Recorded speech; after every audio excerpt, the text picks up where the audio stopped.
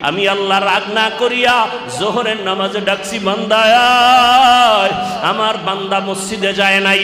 আসরে ডাকলাম আসো, আসে নাই। মাগরিবে ডাকলাম, আসে নাই। এশায় ডাকলাম, আসে নাই।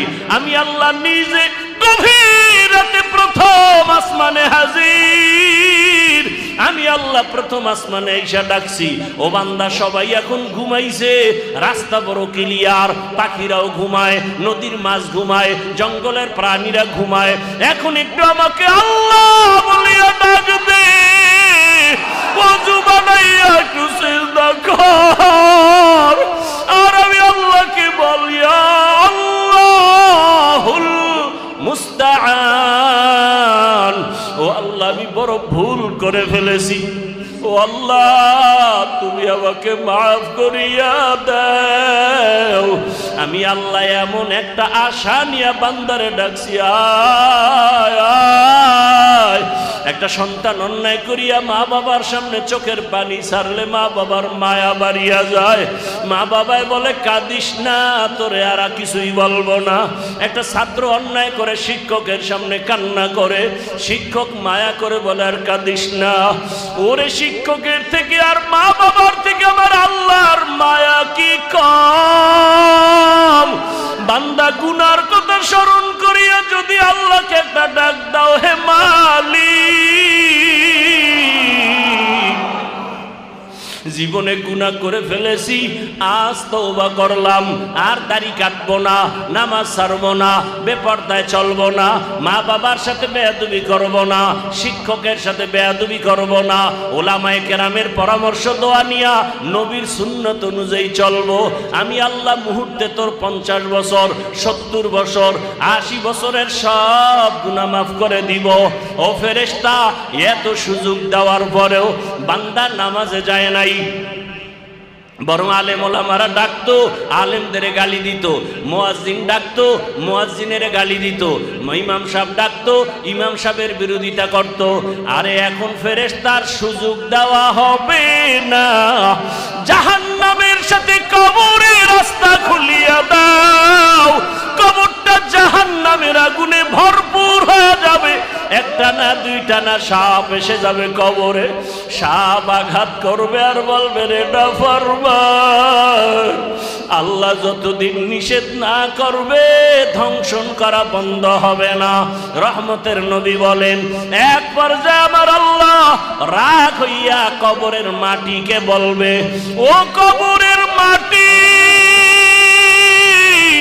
এই গুনাহগার বেঈমান আর নাফরমান বেনামাজি তোর মাটির উপরে থাইকা কত নাচ গান করতো, মদের আড্ডা করতো, এখন আর ছাড় দেওয়া যাবে না। মাটি ধর, ধরার মতো ধর।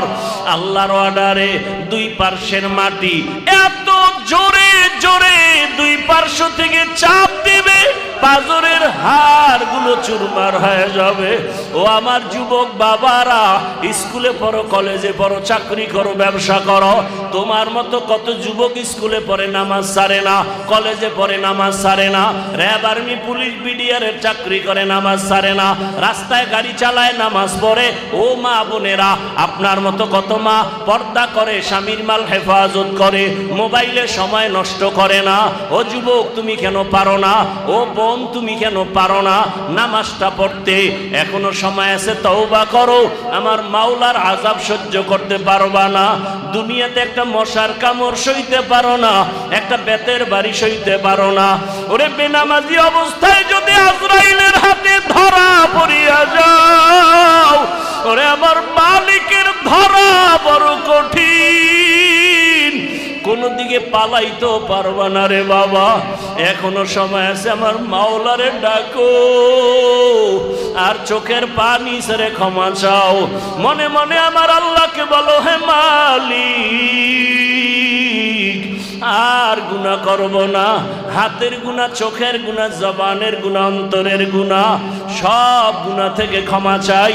ও আল্লাহ তুমি মাফ করে দাও, তওবাওয়ালা জীবন দান করো, গুনাহ মুক্ত জীবন আমাদের দান করো, আমিন।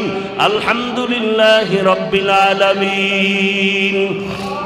والصلاة والسلام على سيد الأنبياء খানা পড়ে যায় উঠাইয়া খায় দুনিয়াদারেরা বলে এটা তো অভদ্রতা সাহাবী চিৎকার দিয়া বললেন আতরুকু সুন্নাত হাবিবি লিহাউলাইল হুমাকা আমি কি এই আহমক দুনিয়াদার মূর্খদের কারণে আমার কলিজার হাবিব রহমতের নবীর সুন্নতকে আমি ছেড়ে দিব রহমতের নবীর সুন্নতের মধ্যে এত মজা দুনিয়াদারেরা বুঝবে না চোখের সামনে পর্দা পড়ে গেছে চোখের সামনে পর্দা কলবের সামনে গুনাহের পর্দা লাগানো এ কারণে বলে নামাজ ভালো লাগে না জিকির ভালো লাগে না তেলাওয়াত ভালো লাগে না যদি ভালোই লাগতো তাহলে নামাজ পড়ে না কেন নির্বাচনের আগেই শুধু মাঝে মাঝে মসজিদে যায় কেন এটা তো আল্লাহর জন্য না এটা কি আল্লাহর জন্য এই সমস্ত নামাজিরে আল্লাহ কি কয় আরাআইতাল্লাযী ইউকাযযিবু বিদ্দীন ফাযালিকাল্লাযী ইয়াদউল ইয়াতীম ওয়া লা ইয়াহুদ্দু আলা তাআমিল মিসকিন ফাওয়াইলুল লিল মুসাল্লিন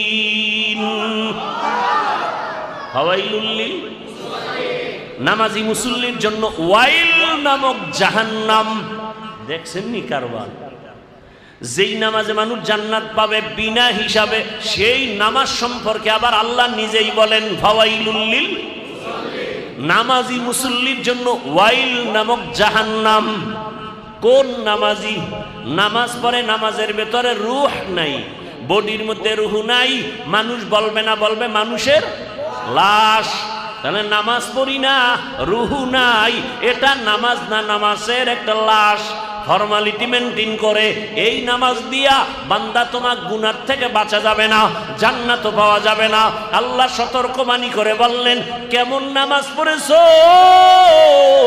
ফাওয়াইলুল লিল মুসাল্লিন তোমার নামাজ তোমাকে কই নিবে কোথায় নিবে আরে মিয়া আপনি শুধু নামাজ পড়ে জাহান্নামে যাবেন এই জন্য টেনশনে আছেন আবু হুরায়রা কি বলেন কিয়ামতের ময়দান যেদিন কায়েম হয়ে যাবে সব নারী পুরুষ উলঙ্গ দাঁড়াবে সূর্য মাথার উপরে হাজির সূর্যের গরমে মাথা টকবক করে ভাতের মারের মতো ফুলবে জমিনটা গরমে মাটির জমিন তামা হয়ে যাবে অন্যদিকে জাহান্নামের আওয়াজ জাহান্নাম চিল্লায় বলবে আল্লাহ বেনামাজি কই গুনাহগার গুলো কোথায় সব আমার পেটে দাও বড় ক্ষুধা লাগছে আল্লাহ বলবে অপেক্ষা কর জাহান্নাম আমি বিচার করা মাত্র তোকে দিয়ে দিব সব গুনাহগার গুলো জাহান্নাম থামে না আল্লাহ অর্ডার করবে বিচারটা করতে দাও জাহান্নামের গলায় ৭০,০০০ শিকল লাগাও এক একটা শিকলের গোড়ায় ৭০,০০০ ফেরেশতারা ধরে টানবে জাহান্নামকে ধরে রাখতে পারে না জাহান্নামের চিৎকারে হাসরের মাঠটা থরথর করে কেঁপে উঠবে ওদিকে আমার আল্লাহ রাগ লিমানিল মুলকুল ইয়াউম লিল্লাহিল ওয়াহিদিল কাহ্হার এমন কঠিন হালাত হবে হাসরের ময়দান এরে নবীর উম্মত ওই হাসরের মাঠে সব উলঙ্গ দাঁড়াবে নবীরা কান্না করতে থাকবেন এরে নবীর উম্মতের দল ওই নামাজ যেই নামাজ তোমাকে জাহান্নাম থেকে বাঁচাতে পারে না গুনাহ থেকে বাঁচাতে পারে না ওই নামাজ তোমাকে জাহান্নাম থেকেও বাঁচাতে পারবে না যেই নামাজে তোমাকে গুনাহ থেকে বাঁচাতে পারে না ওই নামাজ তোমাকে জাহান্নাম থেকেও বাঁচাতে আর যেই নামাজ পড়ার কারণে এখন মিথ্যা বলো না মিথ্যা থেকে নামাজ বাঁচায় দিছে নামাজের কারণে এখন জবান থেকে গীবত বন্ধ নামাজ তোমার গীবত বন্ধ করায় দিছে নামাজ তোমাকে গুনাহ থেকে বাঁচায় দিছে ইনশাআল্লাহ ওই নামাজ তোমাকে জাহান্নাম থেকেও বাঁচায় জান্নাত দিবে